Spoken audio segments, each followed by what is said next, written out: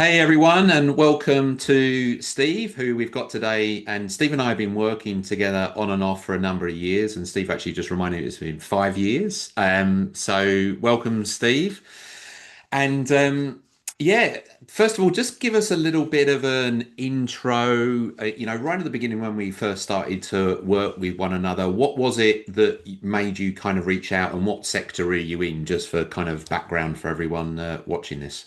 Thank you, Robin. Yeah, it's just nearly been 5 years. On reflection, I was in a very early stage leadership role. It was my first leadership role. I was told that I wasn't built for leadership and I was more a BD guy. And I thought, wow, I better learn something about that. Now I've got one of these roles. It's probably about 20 odd people reporting to me in a financial planning practice, a pretty big financial planning practice in Perth. I was stranded in Perth as a result of COVID and got out of a big institution and went to a smaller business, which was a client. Mm, And look, I sort of knew enough to be dangerous, and it was around having strategies and tactics around what I was doing that I could put names on, I could label, and I can understand why I was doing things and articulate, firstly to myself, mm, and then as it later became to others, about what leadership meant, what team engagement was, some of the strategic ways to explain strategic initiatives. mm. I guess I was looking for all of those things and just someone to coach me through that framework. Mm. And I just happened across a LinkedIn post, to be honest, and that's Oh, really? That was it. connected, I think, with Hannah, Yeah. your wife, Yeah. and she put me in touch with you. And Mm. it was sort of at the time I was on okay salary. We were sort of struggling on one income at the time. We had a 2-year-old, Mm. and my wife couldn't get any work because of COVID. She's a midwife, and they didn't have casuals working in Perth hospitals for that re for some reason at that time. And Yeah. I thought, well, how do I keep doing what I'm doing? Because I like this, be better at it, and Mm. earn more money for the same Mm. amount of time. So that was the problem I was trying to solve, and it was, probably the impact was pretty quick. Mm.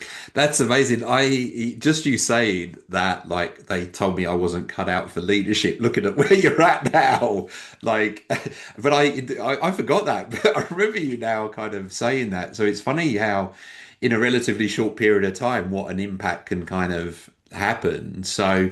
Like, let's maybe just fast forward. Like, that was back then, 5 years on now. Like, where are things at for you and looking for the future as well? Because it's still kind of a bit of a future that's, you know. Funnily enough, it's quite ironic because I'm actually back at the organisation that told me I wasn't any good at leadership. I'm at a very large financial services institution based in Brisbane, but in a Yeah. national role.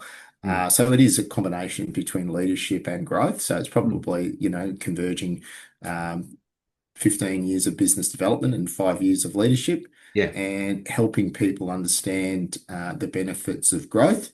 And Mm, basically, my mantra is growth solves all problems, but mm. it's not a standalone.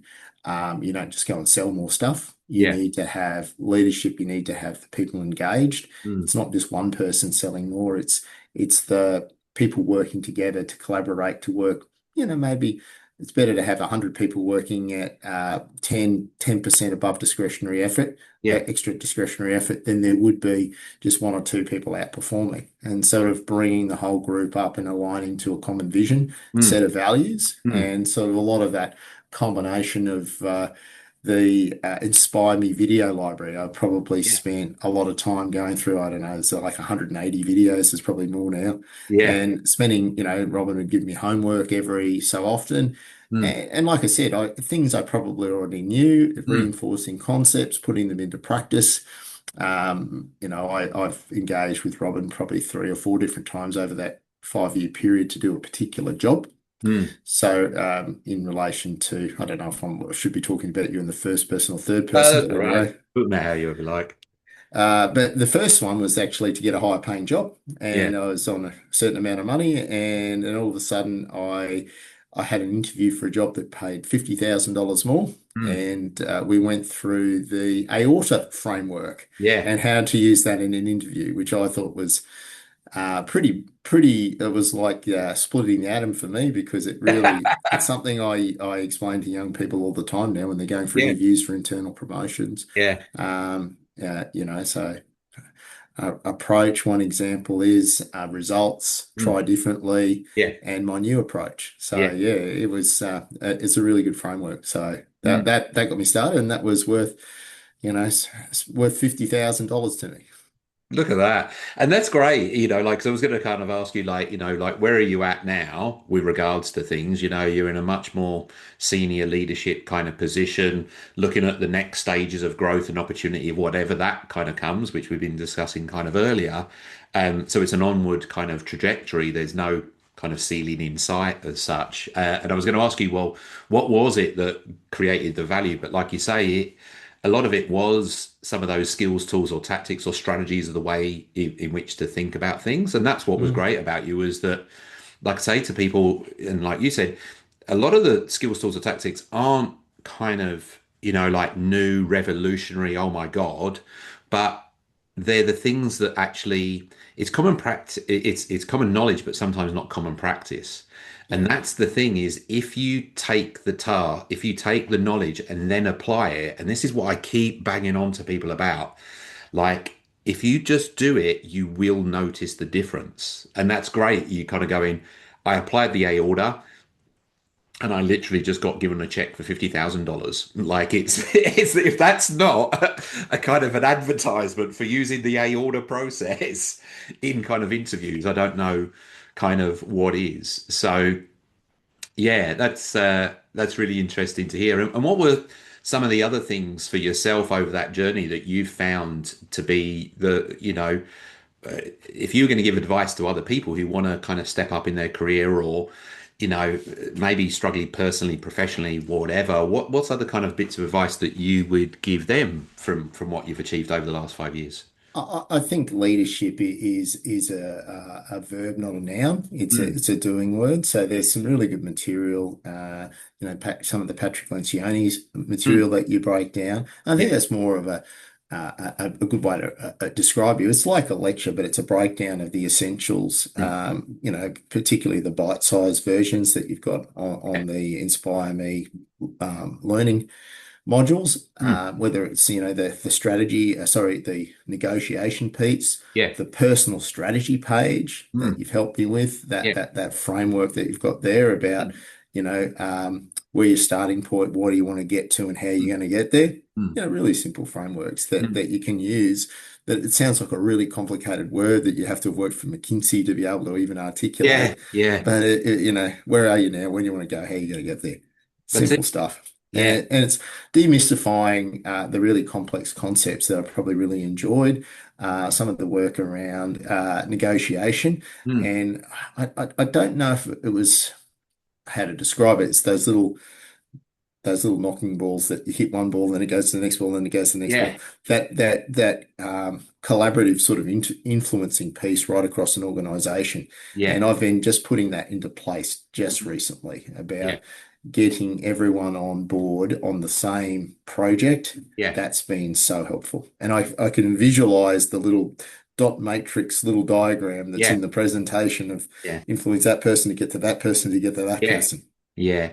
And that's very much the way that my brain thinks because I just kind of think about, those, in each of the trainings or the key kind of concepts, there's like one graphic normally, and I picture that graphic when I'm kind of applying it. So, yeah, you seem to do a similar thing there. So, I mean, there was a lot of material to it. That's what I just grabbed out of it. So yeah, the things about aorta, the things mm, around reminders around, the simple things around um, uh, about team engagement, like yeah, the team that you're in, mm, the building of trust, yeah, that whole piece around trust, about the absence of conflict mm, that's constructive, yeah, those types of, how to, it doesn't have to be a perfect, seamless, harmonious environment. It's controlled yeah, and contained.